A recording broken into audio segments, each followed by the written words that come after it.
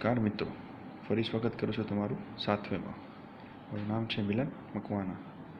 Previous લેક્ચરમાં આપણે જેમ જોયું તેમ ડ્રોઈંગ શીટ્સ અને ટાઈપ્સ ઓફ લાઇન. સો મિત્રો, આજના આપણા આ લેક્ચરમાં આપણે ટોપિક વિશે જાણીશું સ્કેલ વિશે. સો મિત્રો, સ્લાઇડમાં તમને જોવા મળશે બે ફોટા કે જેમાં એક સાઈડ જે મેં બુર્જ ખલીફાનો ફોટો અટેચ કરેલો છે, તેમજ એક સાઈડ એક મોટો ટ્રક રાખેલો છે. સો મિત્રો, જેમ આપણે આગલા લેક્ચરમાં જોયેલું કે કોઈ બી ડ્રોઈંગ હોય છે, કોઈ બી મશીનનો પાર્ટ હોય છે અથવા તો કોઈ બી વસ્તુ હોય છે, તેને બનાવતા પહેલા તેમનું ડ્રોઈંગ ખાસ હોવું જરૂરી છે. સો મિત્રો, એક વસ્તુ તમને મનમાં ક્લિક થઈ હશે કે જે આ રીતે આવડી મોટી બિલ્ડિંગ્સ હોય છે, આ રીતે મોટા ટ્રક્સ હોય છે, તેમજ અલગ અલગ વસ્તુ કે જે મોટી એવી હોય છે. સો આ બધી પાર્ટ્સ, આ બધી વસ્તુનું ડ્રોઈંગ કઈ રીતે આપણે બનાવતા હશું, તેમજ તેમાં ડાયમેન્શન શેરના માપન કઈ રીતે આપણે આપતા હશું. સો મિત્રો, એ ટોપિક પર આપણે આગળ વધારે ચર્ચા કરીશું આ વિડીયો લેક્ચરમાં. સૌપ્રથમ મિત્રો, ટોપિક આપણે જોઈએ તો સ્કેલ.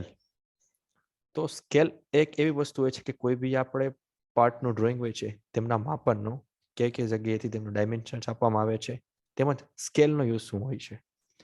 સો સ્કેલનો યુઝ એ હોય છે કે કોઈ બી પાર્ટનું ડ્રોઈંગ મોટું એવું હોય છે કે જેમને આપણે ડ્રોઈંગ શીટ ઉપર ફિટ ન થતું હોય, તો તેના માટે થઈને આપણે ડ્રોઈંગને નાનું કરી દેતા હોય છે કે જેને આપણે રેડિયો સ્કેલ તરીકે ઓળખીએ છીએ.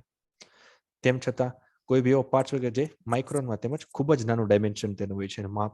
સો એ માપને આપણે દર્શાવવા માટે એનલાર્જ સ્કેલનો યુઝ કરતા હોય છે. અને જે ડ્રોઈંગની સાઇઝ મીડિયમ હોય છે કે જે આપણી ડ્રોઈંગ શીટમાં ફિટ થઈ જતી હોય છે, સો એને આપણે ફૂલ સ્કેલ કહીએ છીએ. ટોટલ સ્કેલના માપ 3 હોય છે. સૌપ્રથમ આવે છે ફૂલ સ્કેલ, તેના પછી આવે છે રેડિયો સ્કેલ અને તેના પછી આવે છે એનલાર્જ સ્કેલ, કે જે અહીંયા 3 ટોપિક મેં દર્શાવેલા છે.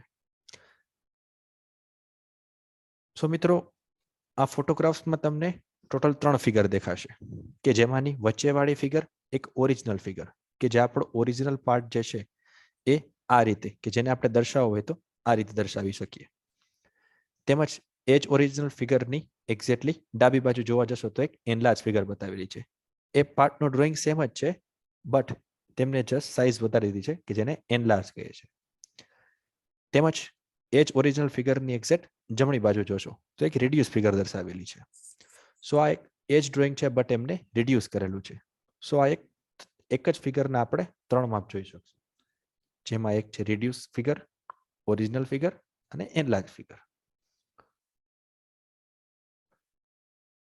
અગેન, એનલાર્જ સ્કેલ કોને કહેવાય છે અને રેડિયો સ્કેલ કોને કહેવાય છે. એનલાર્જ સ્કેલમાં શું હોય છે કે જે આપણે કોઈ બી પાર્ટનું ડ્રોઈંગ હોય છે અથવા તો કોઈ બી તેમની ડિટેલ્સ હોય છે, તેમને એનલાર્જ કે તેમના માપ સાઇઝને ડબલ કરી દઈએ છીએ અથવા તો 1.5 ગણા કરી દઈએ છીએ. તમને અહીંયા ફિગરમાં દેખાશે ઓરિજિનલ પાર્ટ જે છે ટૂંકમાં સાઇઝ નાની છે, તેમજ એનલાર્જ સ્કેલ એટલે સાઇઝ તમને મોટી દેખાશે. ઓકે, તેના પછી આવે છે રેડિયો સ્કેલ.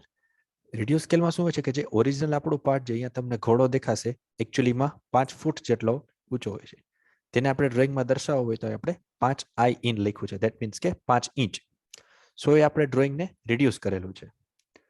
સો મિત્રો, એનલાર્જ સ્કેલ અને રેડિયો સ્કેલનો ઉપયોગ એ જગ્યાએ થતો હોય છે કે કોઈ બી સમજી લો કે એનલાર્જ સ્કેલને આપણે દર્શાવવું હોય કે આપણી પાસે કોઈ બી ઘડિયાળ હોય છે કે ઘડિયાળની અંદરનું મિકેનિઝમ હોય છે, આ મિકેનિઝમને આપણે ડ્રોઈંગ સમજવું હોય, સો એ એનલાર્જ સ્કેલમાં બતાવી શકીએ, કારણ કે તેની અંદર ખૂબ જ નાના નાના પાર્ટ્સ હોય છે. તેવી જ રીતે રેડિયો સ્કેલનો ઉપયોગ એવી જગ્યાએ થતો હોય છે કે શરૂઆતમાં મેં તમને જે બુર્જ ખલીફાની જે ફિગર દર્શાવેલી, સો આ એક લાર્જેસ્ટ કોઈ બી આપણે બિલ્ડિંગ કહી શકીએ વર્લ્ડની, કે કોઈ બી એવું ડ્રોઈંગ હોય છે, કોઈ બી પાર્ટ્સ હોય કે જે ડ્રોઈંગ શીટમાં ફિટ ન થતો હોય, આવા પાર્ટને દર્શાવવા માટે આપણે રેડિયો સ્કેલનો ઉપયોગ કરતા હોઈએ છીએ.